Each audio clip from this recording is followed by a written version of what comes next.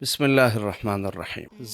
ضد انسان کی عقل پر پڑا وہ پردہ ہے جو اسے سچ دیکھنے سے منع کر دیتی ہے۔ ضد ایسی چیز ہے جو انسان کے دل کو حقیقت ماننے سے انکاری بنا دیتی ہے۔ ضدی انسان دلیل کو دشمن سمجھتا ہے اور خیرخواہی کو سازش سمجھتا ہے اور مشورے کو اپنی توہین خیال کرتا ہے۔ ضدی انسان ہمیشہ اکیلا ہوتا ہے۔ آج ہم بڑے فخر سے اپنے نام ضدی رکھ لیتے ہیں، یا بعض دفعہ جب مجلس میں بیٹھتے ہیں تو دوستوں کے سامنے یہ اظہار کرتے ہیں کہ بھئی میں بڑا ضدی آدمی ہوں، حالانکہ یہ ضد شیطانی عمل ہے، یہ کوئی اچھی چیز نہیں ہے، لیکن ہم نے اسے اپنا فخر بنایا ہوا ہے۔ ضدی انسان کبھی رشتے نہیں پال سکتا، اس سے لوگ دور بھاگتے ہیں کیونکہ وہ ہر وقت اپنی انا پہ اڑا ہوتا ہے، اور جو بندہ اپنی انا پہ اڑا ہوتا ہے تو اس کے لیے بربادی کے سوا کچھ نہیں۔ اسی وجہ سے اللہ تعالیٰ قرآن میں ارشاد فرماتے ہیں کہ وَإِذَا قِيلَ لَهُ اتَّقِ اللَّهَ أَخَذَتْهُ الْعِزَّةُ بِالْإِثْمِ فَحَسْبُهُ جَهَنَّمُ، کہ جب انہیں کہا جاتا ہے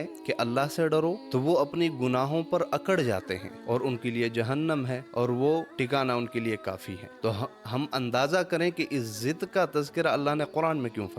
اگر ہم دیکھیں تو ابلیس شیطان جو ہے یہ اپنے وقت کا سب سے بڑا بزرگ تھا، سب سے بڑا عبادت گزار، کیونکہ انسانوں سے پہلے دنیا میں جنات کا راج تھا، تو جنات نے فساد پھیلا کر اللہ نے ان کو تباہ کر دیا۔ لیکن یہ ان جنات میں سب سے بڑا بزرگ تھا جس کو اللہ تعالیٰ نے اٹھا کر فرشتوں کے ساتھ رکھ دیا، لیکن اس کی بربادی کا سبب یہی ضد بنا۔ جب اللہ نے اسے جھکنے کا کہا تو وہ اکڑ گیا، اور اس کی وجہ سے ایسا مردود ہوا کہ اس سے بڑا مردود اس کائنات میں کوئی نہیں۔ تو اگر یہی عمل ہمارے اندر آ جاتا ہے تو یقیناً ہم بھی مردود ہو سکتے ہیں۔ اللہ تعالی ہماری حفاظت فرمائے۔ اسی طرح ایک حدیث مبارک میں بھی آتا ہے کہ ایک قوم گمراہ اس وقت تک نہیں ہو سکتا ہدایت کے بعد جب تک وہ جھگڑے اور ضد میں مبتلا نہ ہو جائے۔ آج ہماری پوری قوم جو ہے ضد میں مبتلا ہے۔ اگر کوئی والد ہے تو وہ اپنے بچوں کے ساتھ ضد میں مبتلا ہے، اگر بیٹا ہے تو اپنے والدین کے ساتھ ضد میں مبتلا ہے، اگر بڑا ہے تو چھوٹوں کے ساتھ ضد میں مبتلا ہے، اگر چھوٹا ہے تو وہ بڑوں کے ساتھ ضد میں مبتلا ہے۔ بلکہ اس سے آگے کی چیز، ہم مسئلے کی بنیادوں پر جو ہے ضد پہ اڑ جاتے ہیں۔ ہمارے سامنے احادیث آتی ہیں، قرآن کے آیات آتے ہیں، لیکن وہ اگر ہمارے مسلک کے مخالف ہو ہم اس سے انکاری بن جاتے ہیں۔ اسی طرح ایک بہت بڑی وبا جو ہے ہمارے قوم میں یہ پائی جاتی ہے کہ ہم پارٹیوں کی بنیاد پر جو ہے ضد میں مبتلا ہو جاتے ہیں، اور